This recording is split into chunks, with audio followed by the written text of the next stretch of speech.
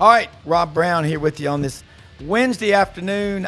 We're in Atlanta for SEC Media Days. We've got the crew together, Doug Dean in Birmingham, Terry Bowden, Coach Terry Bowden in Monroe, Louisiana, Ronnie Sanders, Auburn Undercover in Birmingham, Hoover, Kevin Skarbinski in the corners, Birmingham, Brendan Martin, executive producer in Ocala, Florida. And Coach, before we get going, I want to tell you, Mike Griffith, I talked to him today.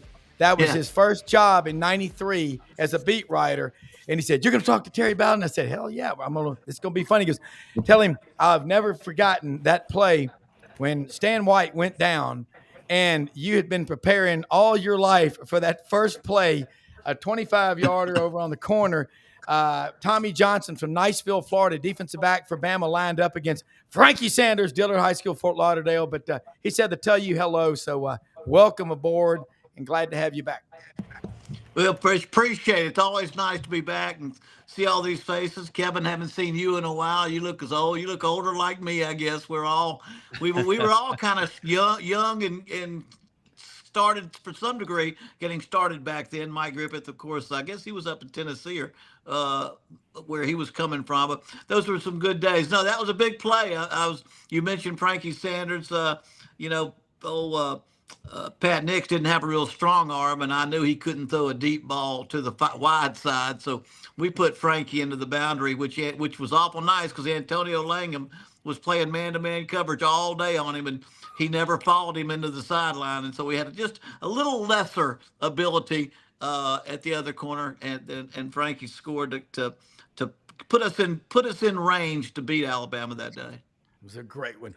Ronnie, let's get this thing started today because, man, my head, I've been drinking out of a fire hydrant the last 3 days, so I'm going to watch.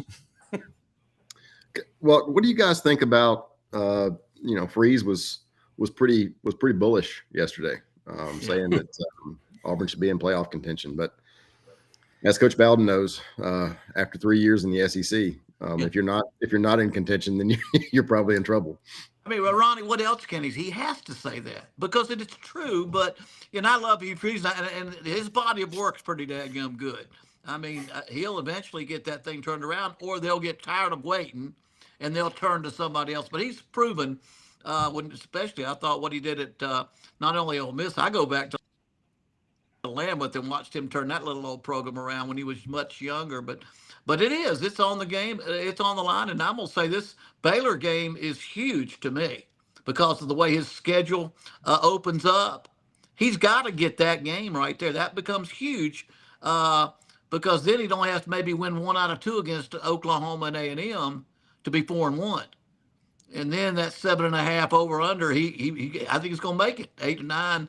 Which I'd have gotten fired if I'd have gone 8 or 9 back in that day. But I think that's that first game, boy. If he knows that's a big game, and he knows that when he goes out to the SEC Media Days, you better talk like you understand how big this is because there's still enough people that at Auburn that they expect that third year you got to crank it up like he did at Ole Miss. He had a big third year at Ole Miss, and I think there's no reason he can't have a pretty good year. Yeah. Well, what stood out to me was from his appearance yesterday was not so much what he said. Of course, he used the playoff, but how he said it. I heard a more confident, energetic, upbeat, in command Hugh Freeze than I think I've heard in the entire time that he's been there. Correct. I mean, Kevin, I think you probably have a better feel for that because I haven't watched it as closely as far as watching Hugh, but I've known him for a long time, and I think to some extent too, he has a piece of my knowing that there's only so much you can do, and I've been through this before, and I've been through a lot of other stuff before, and I think there's that sense of we've got a pretty good bunch of guys and a pretty hungry bunch of guys, and to some extent, what's going to happen, and I'm going to lead from the front, confident, and I think that's what he has to do, and what he's capable of doing. Doug, weigh in on this one. I like your insight, and I will agree. Hugh Freeze was more confident than I have ever seen him from day one. Not a single day even as close as what I saw yesterday. Doug. Guys, first of all, it's great to be back in America. It's a couple of weeks in the great country of Italy. Everyone should go there. If you can. All they wanted to talk about, Kevin, was football, and I obliged them. And it was a short conversation asking my knowledge of the great game of soccer, but I think I've whipped the jet lag, and just good to get. What are we, about 40 days or so to that Friday night, August 29th, Auburn Baylor game. I'm with. It's funny, y'all have seen these psychological tests. It's this impressionistic print, and the subject is asked, "What do you see in this picture?" And most of those, you can get 3 or 4 different answers. And I sort of observed that with some of the media. If you want to read into Hugh Freeze and overdo it in June through August, that he's playing golf a lot. But when it's a dead period, as Lane Kiffin said, and Kiffin is fishing, but for some reason that's not irresponsible to be on a boat out of Boca Raton, which is probably a lot more hours there and back than playing a game of golf. But then again, Lane Kiffin has had some big seasons, so he gets he gets some lenience. But if you want to see Hugh Freeze desperate and panicked, you can sort of paint the picture in your brain to see that. It's confirmation bias. But I'm with Kevin. What I saw, probably through my orange and blue glasses a little bit, was Hugh Freeze understands that he feels frustrated, as does John Cohen, the AD, that Auburn as an institution has listened to their lawyers. They've made their own strategic call to try to comply with what the House settlement appears to require. And you saw roughly, to my ears, roughly half of the coaches sound like they were, a little more leaning more that, compliance direction as opposed to a more aggressive stand. And I'm not in a position to say which of those points of view are going to end up being right, because you start trying to predict the NCAA or this new Deloitte College Sports Commission. That's perilous to try to predict how they will, adjudicate things. But what I saw Hugh Freeze saying, that to me is the signal, not the noise of August and July and August. The signal is he loves his roster. Now, I think if you inject sodium pentothal in Hugh's veins, truth serum, and ask him to say, well, how much do you love this roster? I think he would say something like, well, about 2 deep, and at some positions 3 deep, I think we can compete with anybody we play this year. Notice I didn't say we will win all those games, but this is the first time in a while that you can, with a straight face, say, if you follow football closely, it looks like Auburn can match up and be competitive in most, if not all, 12 of these regular season games, especially when you consider that Georgia and Alabama both come to Jordan-Hare. In Georgia, it's a night game, we now know, on October 11th. So I think Hugh's excited about this roster, and I'll just make a bold, not so bold prediction. If Hugh goes out and wins 8 or 9 games, and one of them is Georgia or Alabama, which I predict, I don't know which yet. I want to see them play, but the golf outings late afternoon during the dead period will be a cute and whimsical punchline. It won't be anything that's genuinely an indictment of Coach Freeze's performance. Coach, right? Yeah. I mean, Coach, one of the things that we had on the list, and I agree with what Doug said, importance of getting off to a great start, the culture in the locker room. I go back, you set that tone, I think it was August 15th of 93 when that damn NCAA decision came down. Mark Murphy, Mark Green, friends of mine were down at the practice field. The way you handled that set the tone. It was like, we can go backwards or we can go forward. Getting off to a great start at Baylor, that's a pretty damn good team. Football all over the country. Dave Aranda, he knows a thing or two about stopping an SEC offense. No, it's a big game, and they're a much better team than a lot of people understand, and they have been good of late. And it's big because of the way the schedule turns out, and what Auburn has got the chance to do. I always loved an opening game. And then I always look which team needs this the most to save their job, their career. To me, Auburn's got in the offseason, he had to get that staff together. What can we do that they will not prepare for? What can we do that they will not be ready for? How can we steal 7-10 points from doing something different? Because we have to find a way to win that game. We've got 2 games after that where we can get back to what we do, or we can get closer to some other things before we get to Oklahoma, which is going to be a toughie this year. But I think that's what they have. I'm almost positive in the offseason as his staff, and they've gotten together behind closed doors. You're going to see some things that you might not that Baylor won't expect. You'll see them try to steal some points too on the away game, because that's what I would have focused my whole season from my staff standpoint on doing and making sure we're ready to give everything we got, then kind of work your way back into what you want to do in the next 2 games. That if you play well, you can beat Ball State and South Al.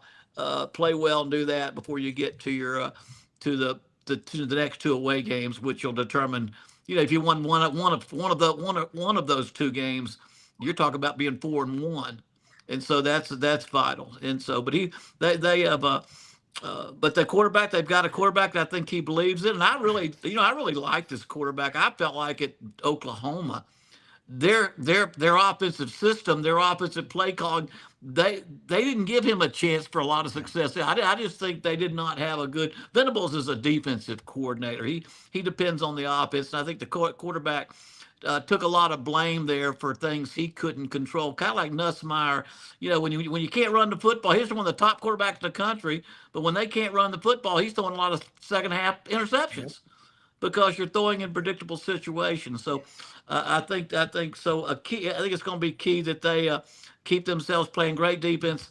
And I've really studied Auburn a little bit. They've got to create turnovers. They're not creating the turnovers they had to have to win close ball games. Turnovers are a little bit lucky.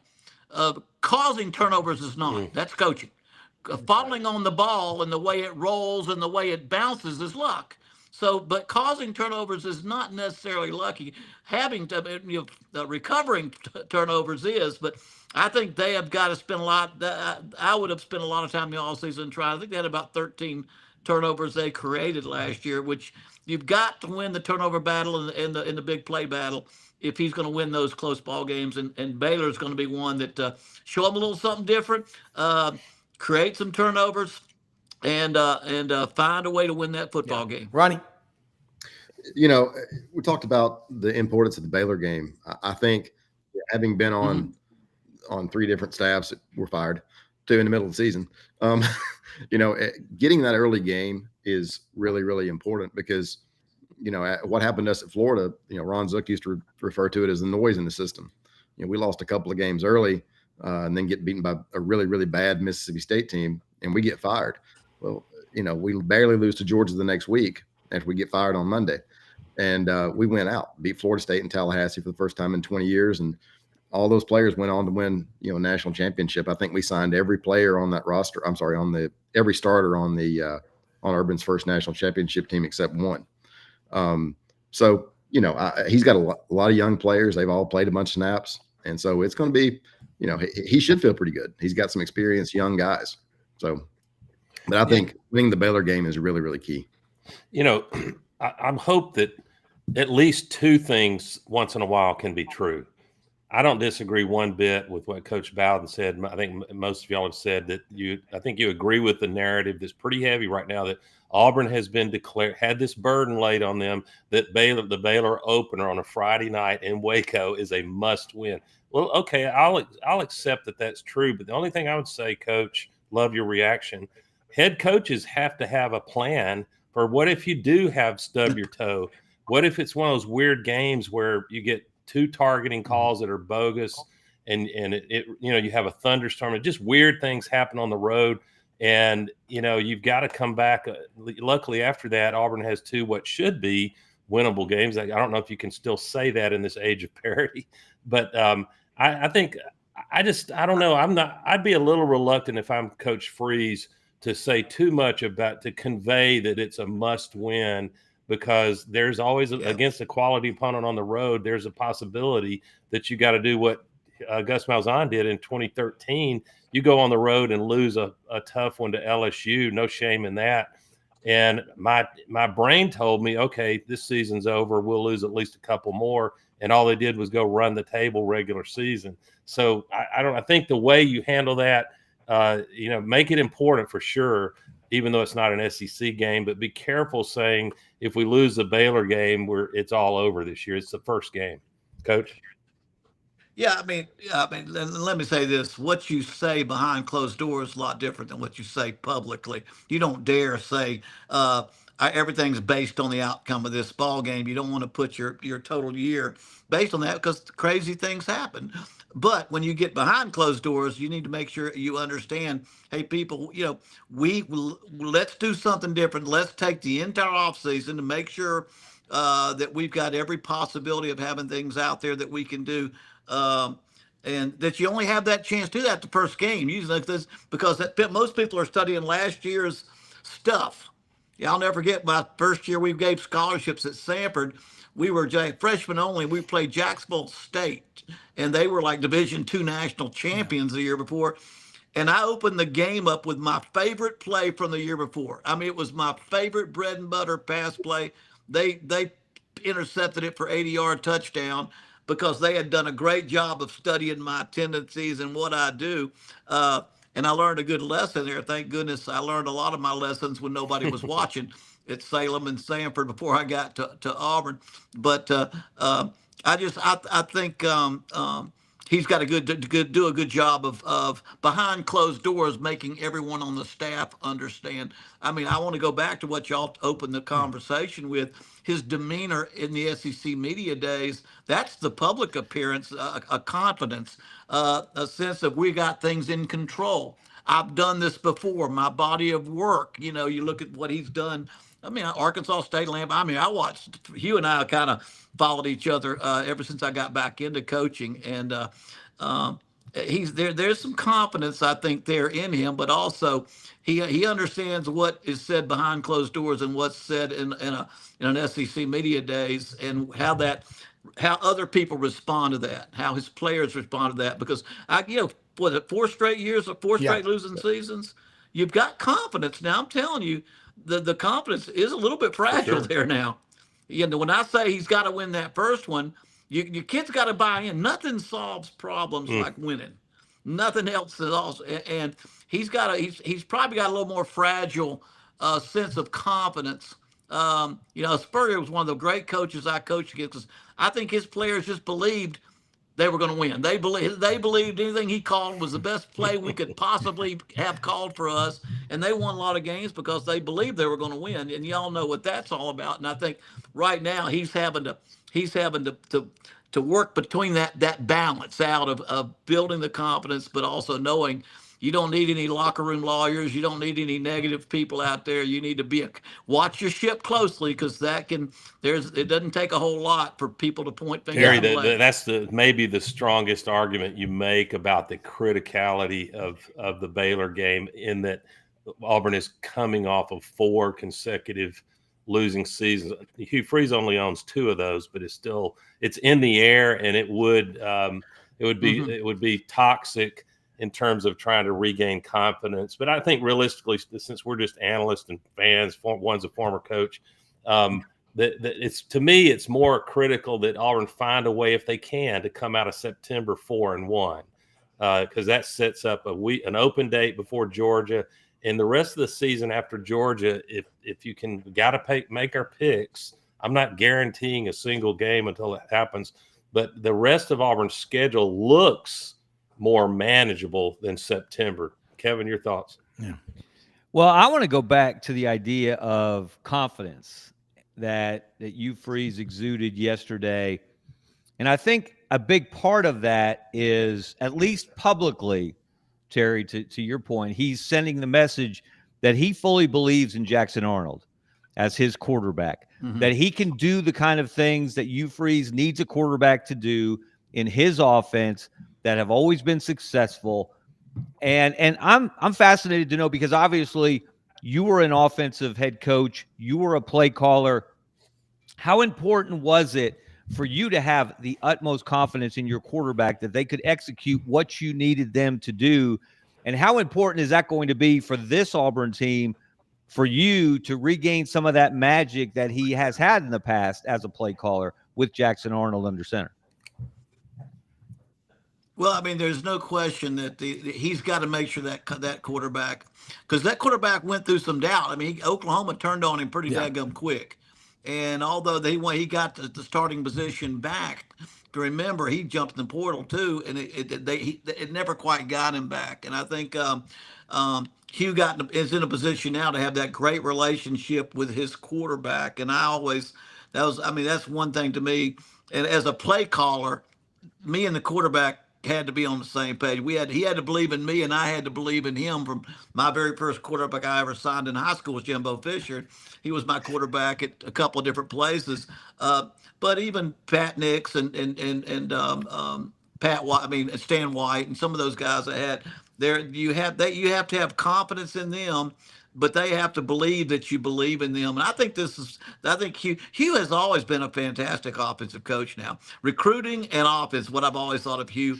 Now their defense was better than their offense last year, and I think that's going to be awful important that keeps them in close ball games.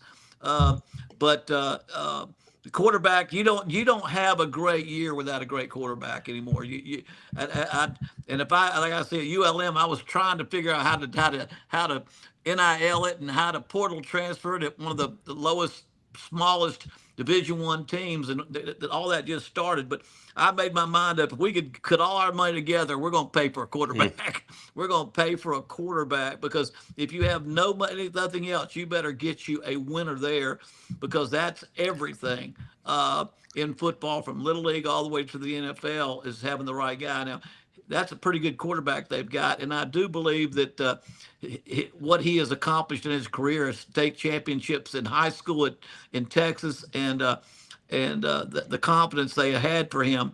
I kind of think, be honest with you, in Oklahoma, I kind of think they deflected some of the negative publicity onto him to keep it off of other people and coaches, and so he took a lot of blame for that. But that's an important relationship. I've always felt that that's one you got to have, and if you're going to make sure that he can run the offense like you want to have it run. And I think he'll be pretty close to Let me throw offense. two things at you.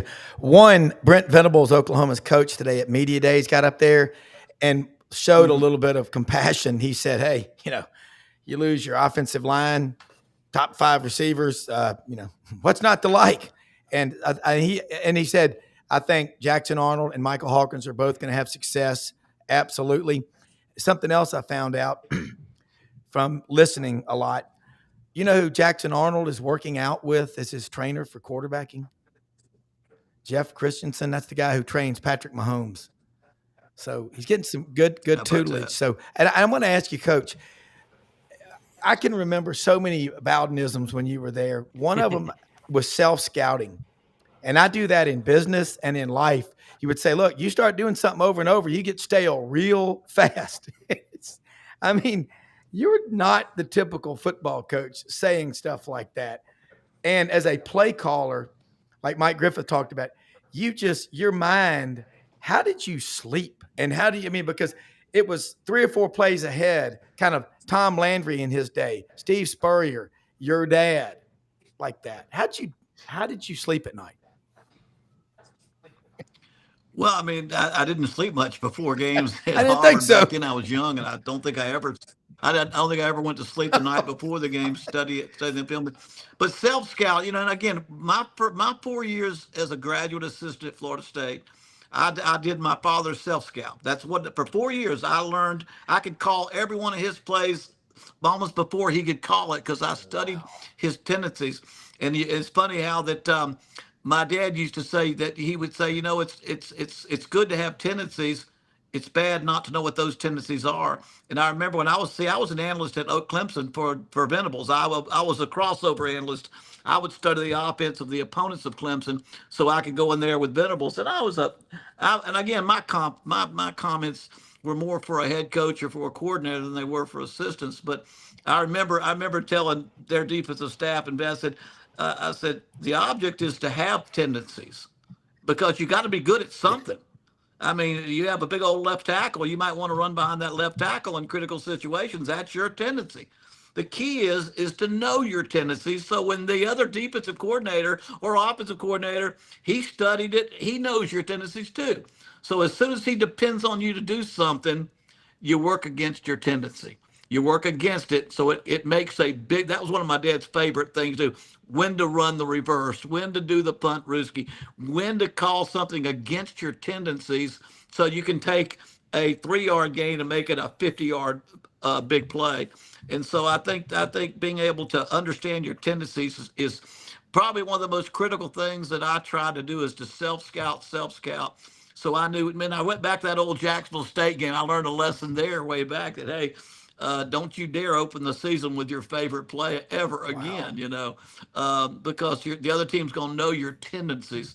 But anyway, that's kind of a thing that Venables is really, and I will say this, he is one of the sharpest, hardest working, thorough defensive coordinators I've been around. I watched everything he did. In fact, I hired little Zach Alley was his little student assistant, and I hired him at ULM for almost nothing. I said, I'm gonna get me one of these good ones before they're expensive, And within a year, he's making $750,000 in Oklahoma as a defensive coordinator, and now he's at West Virginia. But Venables got that defense down. That's why. But I think you have to self scout and know what it is you do. Because a good defensive coordinator, and again, I had one of the best. I had a guy named Brother Oliver was my defensive coordinator. Well, Wayne Hall was great also, and then I got Brother Oliver, and that's the day when you study tendencies. I mean, Brother was in that office at 4 a.m, and I'd go in there and sit by him and just pick his brain a little bit about tendencies. Sometimes I think we get too much into analytics. I just can't get caught. You can't get caught up in analytics, because every game is different. Every game, the flow changes from first series to the second series, and what's analytically what's correct this game is entirely wrong 3 games ago. And so you still got to play the game and study the game and go with what's gotten you there. But sometimes I think today's game's a little bit too much play analytics and say, well, statistics show that 97% of the time you got to do this. Well, there's something called playing, having a visceral. There's cerebral football and there's visceral football, and sometimes you got to call it by the gut, as a part of what the statistics tell you to do. And that was what Bobby Bowden was so good at. He had a gut feel for when he could, like a stand-up comic, when to catch you thinking one thing's going to come and hit the punchline somewhere else. And that's a little bit a lot like. But anyway, I think Hugh's done that a lot. He's pretty good at that. So I'm anxious to see how that goes. Terry, isn't there a balance on this whole question? I mean, the great coaching staffs are very good at and very disciplined about constantly studying their tendencies all throughout the season, maybe even prior seasons.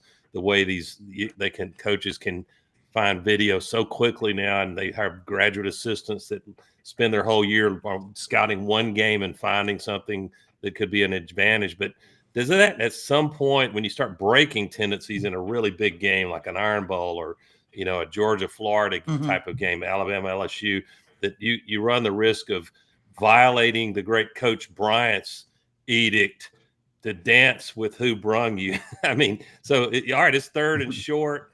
Pat Dye was going to run the damn ball. I can promise you, it was a tendency, and he didn't care if it was a tendency. He coached his guys that if you're not man enough to get 3 yards here, you didn't deserve it anyway. How did you balance that out, Terry? Well, like I say, if you're good at something, you're going to have a tendency, and there are things that you don't change. Just like it's like going for it on 4th and short. I mean, if I ever once had a team to sit behind me on the bench and say, punt, coach, punt, no matter what the circumstances are, what does every team 100% of the players say go for it, but there are times when you gotta do what's best for the game situation. But and then as Bear Bryant would say, you gotta. I think that was Daryl Royal. I remember dance with what brung you or dance with what brung you, but. But the Bear would always. I mean, they're going to be good at what they are good at, and what was I going to say about that? And come after you. They're going to make you stop what they do well. And I think we all do that when people, when I was at Auburn, we had, whether it was James Bostic or Steve Davis, we were going to have a 240-pound, 35-pound tailback come at you pretty hard downhill, whether you like it or not. And so you got to have you got to do what you do best and play your game while at the same time knowing when to fake. Ronnie? Yeah, I mean, we were talking about golf earlier. Coach, you mentioned Spurrier. I mean, there were all the Spurrier's golf stories were legendary. I mean, he used to run staff meetings from the golf course in the spring. But he won enough games it didn't matter. And so I think the stuff with Hugh will go away if they win. And if it doesn't, then it becomes more fodder. So, but yeah, Rob, go ahead. I'm sorry. No, let me jump in. Let me jump in there. I got to ask Terry to for the record. There was controversy when you were coaching at Auburn because as the story goes today, and I'd like you to clear it up for us, that you left practice early at one point to go to a James Taylor concert, and this caused some consternation in the fan base. What really happened there? What was your thinking there? I did go to a James Taylor concert. It was after practice. I didn't leave practice. I don't think I left practice early, but but I did. I went to Black Mountain and Birmingham. Now you got to remember, my daughter's named Jamie Taylor, and I liked him a lot, and it was our boosters that flew me over there. I don't think I missed practice, but it's still being seen at a James Taylor concert. Now, would I do that again as an older coach? Maybe not, but to me, I put plenty of hours in, but that'd be something Steve Spurrier would probably do. But it was. I don't think he'd go to a James Taylor concert, and because I've been to a bunch of them. But again, I think you can keep things in perspective. Maybe that's where we're getting to this thing about playing golf. My dad would tell you that football is a priority, but you better not make it the priority, or your life is going to be miserable because you can't. You got to get away a little bit, and you got to have something else. And I wasn't very good at that. I spent a lot of time at the office, except when I was at James Taylor concert. Now you got to remember, at 36, there were probably some responses and some things that you look back and say, God, probably if I was a little older, I might not have had the nerves to do that one. But anyway, it worked out good. Or what if you had missed a Leonard Skinner concert back in the day, and you were a coach at Auburn or Alabama? You may have been fired on the spot. I mean, you think about that. I remember when you flew up there, but you know what? My first wife used to say, you think, you get distracted and stuff when you're supposed to be working. You think if someone walked on the practice field and tried to ask Terry Bowden a question, he'd have the state troopers take him away in handcuffs. I mean, you were myopically focused on that game. So I thought that was a cool description, man. I guarantee you it was not an Iron Bowl week, Terry. Yeah. No, what? No. There are certain things you do and you don't do. I think it was probably pretty early in the. It was August, if I remember, Terry. It was in August. Yeah, it was August. No, it was in preseason practice. It wasn't a game week. There was some. No, it wasn't game week, and I'm smart enough not to do that. But it did catch a lot. I mean, there's some point where no matter what you do, and I'll say this. Auburn and Alabama, there's a focus in the state that my dad, coaching 30 years, would never have been able to explain to me. How what everyone watches every little thing and wants to see every little thing you do. That's why I think Hugh Freeze at Ole Miss and his background, when he stands up at those SEC meetings, he understands every word is going to be scrutinized and got to be analyzed. And so he's thought about it a good bit, and I guarantee if I was in Houston Praise, I wouldn't be going to a James Taylor concert myself. I was just naive. I was young and naive, and thank goodness we followed up with about 20 I'm a straight wins. JT So fan too, so I probably was save the compassionate to day. you on that one, Terry. I get a quick story for you guys, a true story that Kevin probably remembers. That we all remember the very short tenure of one Mike Price at Alabama, and I was in Birmingham. He had just been hired. He showed up. I believe it was maybe late spring, early summer. He hadn't been, announced as the new head guy at Alabama for Doug, he didn't make it to early summer. He got fired in May. Yeah. Okay, well, I got my months off. Thank you, Kevin. Correction, Kevin. So let's call it spring, whatever month it was. My wife and I went to Bombay Cafe, which is no longer there, but it was on the Lakeview part of Birmingham. Nice establishment, good restaurant. And we strolled in. It may have been 6:30 p.m. And I was aghast because I know the nature of the Auburn, Alabama, the fishbowl that these coaches live in. Terry knows it. Terry lived it. And Price was sitting there with, I guess, a friend of his, a gentleman, and they were, putting back a couple of old fashions or whatever their preference was. And I said to myself, they're not doing anything wrong, much less illicit. But I said, I don't think Mike Price understands the nature of how you get watched and put under the microscope here. And I said, I'm not saying that he had an alcohol problem.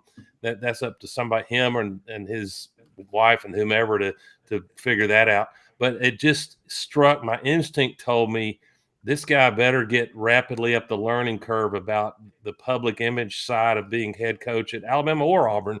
And it's probably not fair. And these coaches should be allowed to be human beings and live their social life a little bit within the guardrails. Well, it was, as Kevin hinted, it was not weeks later that the whole Arides club in Pensacola area blew up. And I don't know. I mean, I guess coaches can. Then Lane Kiffin has been on his own journey of peccadillos. And, to hear him, was it just me? Kevin, you've covered all these coaches for so long. It felt like Kiffin is getting a little coach speak in his style when he's in front of the microphone. I don't think that's going to last very long, but he was very restrained. I thought I was looking for controversy from him and I got none. So, I think most of the coaches, they were entertaining enough to hear, but it was mostly coach speak, Kevin. Well, he did take a moment to take a shot indirectly at you, Freeze, and his golfing and fishing on that subject. But he actually got very personal talking about losing his dad. Yes. Yeah. I thought that was real. He was likable. And, that's, I think, and Terry was naturally this way, as was your dad, as your brothers have been as well, just real. Mm-hmm. I think that's what the media, if I can speak for the media, and the media is a million different things and a million different people now. But I think that's what fans want. Just be real, be who you are. Don't try to be something you're not. And Kalen DeBoer is not trying to be Nick Saban, for example. He's not up there cussing. He's not up there barking at people. He stumbled over an answer. He was asked today, did last year live up to the Bama standard?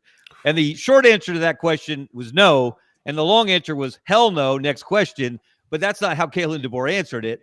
He tried to be reasonable and thoughtful and stumbled a little bit in answering it. But that's really what we want. Now, again, Terry, this is where we talk about confidence. Terry, and I have a distinct recollection of when you were first hired at Auburn. Now, we had a conversation. It may even have been after your introductory press conference that you had calculated that you were such a confident young coach. You had calculated how many wins you had to have per year for how many number of years to surpass Bear Bryant. Is my memory correct? 324, 323 was his record. Kevin, it's amazing that you remember that, but that's when you're young, and that kind of confidence or is kind of what drives you. But and again, I didn't say I would win more national championships than Bear Bryant. I could count. Nick didn't listen to that, but Bear Bryant had 323. And the day I got my first job at Salem, I was in Birmingham recruiting Banks High School when they still had football. and there was a paper there that said Bear Bryant passed. It was a funeral was that day, and so I got a call from the AD at Salem College, wanted to hire me as a head coach, and I was 26, and Bear Bryant was 69 when he passed away, and he had 300. So I said, if I could just win 8 times 8, I got to win 8, or I won't keep my job. I'll just win 8, not 10, but 8 a year. And coach, till I'm 69, I'll have 324 wins, and I'll be the winningest coach Wow. in college football. And that was my goal. And I'll be honest with you, when I left Auburn, I was about 40 games ahead at that point, or 30 games ahead of my pace. But that was just one of those things you do to get your taught the old write down your goals and all those championships. I said, no, I want to win more games. But you know what? I got 28 years in as a head coach. My dad got that. My dad, Joe Paterno, got that thing up so high. He never quit coaching. So the rules, the total number changed a lot since then. Yeah. Coach, one other thing too. I remember one time early in your career, your dad came to a game in Auburn, and he didn't sit up in the luxury boxes. He sat out. He goes, "I'm gonna sit out with the people," and he was so. When you would talk and tell stories about life at the dinner table as a kid in the Bowden family, drawing up plays on napkins and all. We call them gym rats in basketball. I don't know what you call it in football, but it was a lot of fun. Kevin is right about you were calculating, you were planning. Weren't you magna cum laude graduate from West Virginia? Got your law degree. That's just not the normal football coach. And we're down in the South. You were using terms like visceral. Hopefully, a lot of people. That's not a town south of Birmingham. It's a real word. But, well, you got. And I will say this: the coaches like my dad, Bear Bryant. Now we've got Nick Saban, and my dad recruited Nick in high school. Nick went to Monongah High School, about 30 miles outside of Morgantown. I actually went with my dad to a high school game where he was the quarterback, and my dad was probably recruiting the running back more than Nick, because Nick wasn't very tall. And but he was a winner even back then. But coaches, and I tell all these coaches, if you're going to coach longer than 1 decade, and not many head coaches in Power 5 level get past 10 years. But if you're going to coach more than 1 decade, you better be willing to change before everybody else. Because if you were the first guy to put the wishbone in, you won a championship. And if you were the last guy to take it out, you got fired. So you've got to be on the front end of a curve. And I think one of the things that my dad always said to me, he said, back when in the 60s, Bear Bryant won the most games of any coach in the decade of the 60s. But in 69 and 70, I think he went 6-5 and 5-6. And he still won, I think, 3 national championships or 2 national championships, got the winningest decade in football. So what does he do? He goes out there and puts the wishbone in August. And he decides that even though he's the winningest coach and he's got 2 national championships, he better change and adapt if he's going to find a way to keep on winning. Of course, he opened up with Southern Cal and upset them that day, and he went on to win every game until the postseason that year. And then in the 70s, he won the most games in the 70s, running an entirely different offense because he knew he had to change and adapt. He couldn't just depend on what he was doing. And if a lot of people might remember, when my dad was out there in the I formation, we were the I formation. That's the offense I ran at Auburn, because that's what I learned from Florida State. Toss, sweep, sprint, draw, tailback, great tailback, and play action pass. Well, right there, my dad was in the middle of that 14-year run of 10 or more wins in 1992 going into the 93 season. I can remember down at Panama City Beach, me and Tommy and Jeff, my dad sitting on in the wet sand, drawing plays in the sand. And my dad says, I'm going to do something different this year. I'm gonna run the 2-minute offense the entire game, every game. I'm not going to huddle. I'm going to go as fast as I can. I'm going to find me a quarterback that can play the shotgun, get me little bitty backs that can scoot and scatter and go all over the field. And son of a gun, in 93, I mean, he goes out and finds Charlie Ward, who's great in the shotgun. He finds Warwick Dunn, who is a little bitty type, and they go out there and do everything entirely different.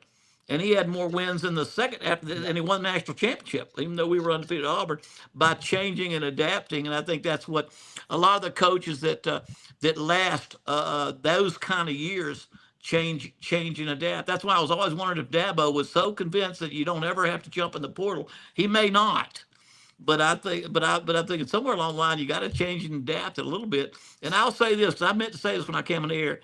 Auburn ought to lead the nation in NILs. I don't know, but to me, I mean, after I watched what Oregon did and what I watched what Ohio State did, Auburn's got a couple of big leaguers that they ought to just go out there and just say, okay, we're going to. And Ole Miss, I don't know why that if they aren't doing, and I don't know enough about the inside. I haven't studied it. But I guarantee you, if I'm Auburn, I'm gonna go out there and have me the best football players I can have, because NIL is the way to go that route. Oregon showed you could do it. Mississippi, Ole Miss said you could do it. Ohio State paid $20 million and won best because the best athletes still win. The bet 90% of the time, Bear Bryant would have told you that. My dad, he who has the best players wins almost all the time. And NIL is a total commitment. And I mean, I may not like the NIL, but go ask Lane Kiffin. You know, if you're Ole Miss and you don't have the prestige and the history and tradition and the stadium size of Alabama, then stick a bunch of money in front of a kid's face, and they won't even see all that other stuff. They won't even care about that other stuff. They'll come play for you. And I'm just saying is that's the number one thing you better do in the SEC especially. You better have talent, because that's about as scary a conference as you can imagine. Top to bottom, just from Vanderbilt all the way up. It's you better have football players, and the good ones have. Terry, as someone who coached in the SEC and knows it well, obviously there's a great debate going on right now, and it's tied into what the playoffs going to look like in the future. But this great debate: should the SEC stay at 8 conference games, or should they go to 9? Of course, the Big Ten wants them to go to 9, and then the Big Ten might give in to the SEC's idea of what the 16-team playoff might look like. You know what it's like to go through the league with the competition you face week in and week out. Would you be in favor, if you were still coaching, would you want to see 9, or would you prefer stay at 8? Yeah, that's a tough question, Kev, because again, it's going to affect everybody in your conference. And now, I mean, Big Ten, SEC, they're pretty much going to line up and have the top 5, maybe 7 out of the top 10 teams every year from here on out. Anyway, I believe like Big Ten again is going 9 a season. I think with the how big the conference has gotten, I think you'd probably be better off from the standpoint of revenue sharing and the things that you can guarantee is to go to 9. And again, I speak pretty good when I'm not having to coach it and go through it. It's easy to say. But again, I think you're not going to play. You're playing so few teams in the total conference. I would think as we've gone to a number of teams in the conference, I would say 9 would probably make more sense, especially what the Big Ten does in SC. If they probably ought to somewhere along the line kind of be on the same page, even if it meant one. I mean, we got Ohio State opening Texas. Texas, Ohio. I mean, those are kind of games that America loves. I mean, you got it. It's not fun necessarily, but those are the big ones that America loves to see. Clemson and come on, go LSU. Who is Clemson? That's Clemson. I mean, those are Alabama at Florida State. That first, yeah. I mean, those are big games. Those are kind of so. But that being said, I think y'all excuse my dog over there. I got 4 here with me, but I think 9 probably makes more sense. Doug, listen, guys, I want to put a place card on what is unavoidably a very complex issue, especially to my feeble brain. But I think we are in the midst of, and you can see it if you can stay focused and read about the House settlement and how the strategy of roster management is, to me, radically changing.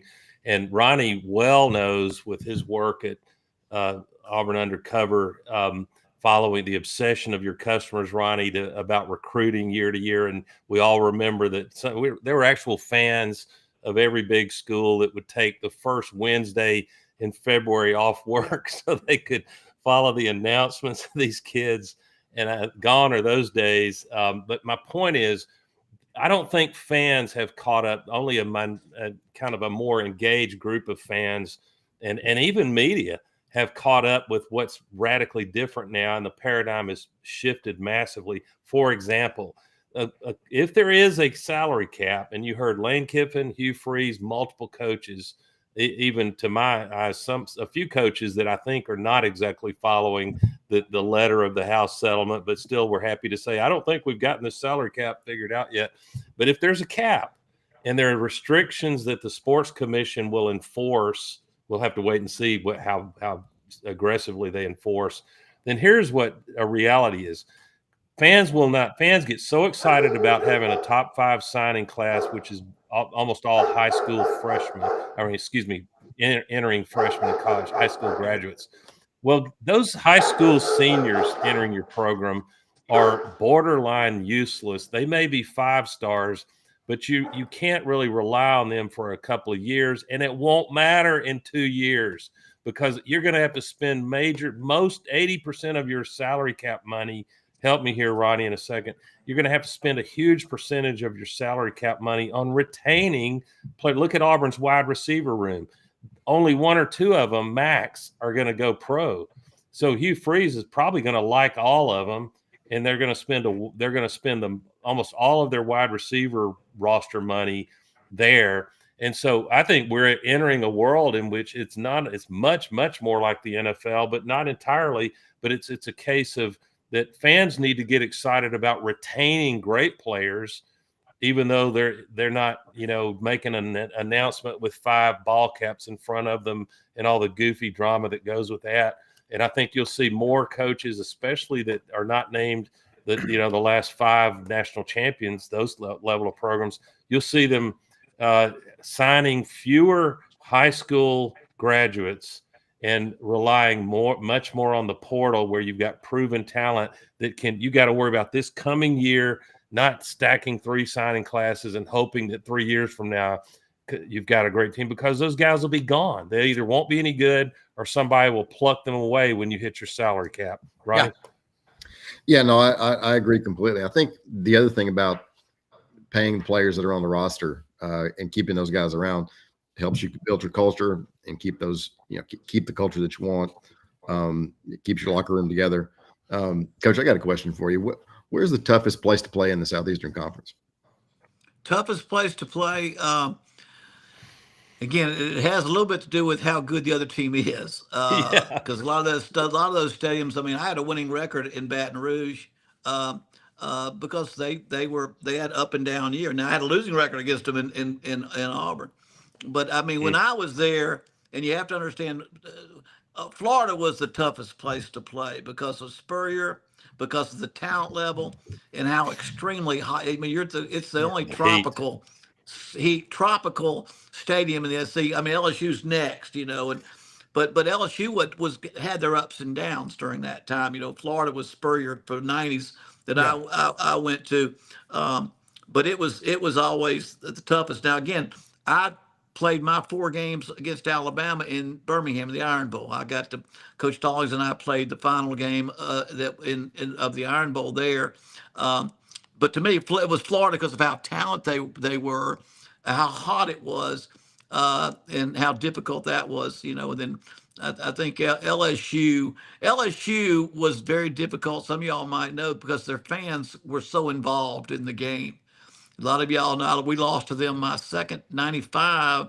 Somebody blew a whistle in the stands. Yep. And we took a safety.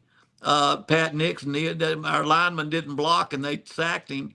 And I think we lost like 13-9 or something. But their fans are they're pretty juiced up by the time they get to a night game in LSU. And that one's probably is after Florida. I think those 2. Georgia was always like Auburn to me. Those 2 stadiums, they just seem so alike. And we didn't play Alabama in Tuscaloosa. I never played Tuscaloosa, so those are the time. And we didn't play Tennessee. I never played Tennessee in Tennessee. I broadcasted games in all those stadiums. But if y'all can remember Spurrier's great teams, and how much he used to irritate SEC. Back there it was run the damn ball. You got to run the damn ball. And he was laughing all the way to the SEC championship by throwing the ball over everybody's head. And because Yeah. he didn't care what you said, that wasn't how. And he dominated the conference in the '90s. Terry, I'm only about 3 decades late thanking you as an Auburn man for that 1997 Auburn LSU game. By far my favorite Auburn LSU game. And I was going into the stadium. There was a pretty good group of Auburn people that showed up for that game. And the crowd built up outside the stadium. And I knew I had an Auburn hat on. And this lovely brunette LSU co-ed came running up to me like we were long lost friends.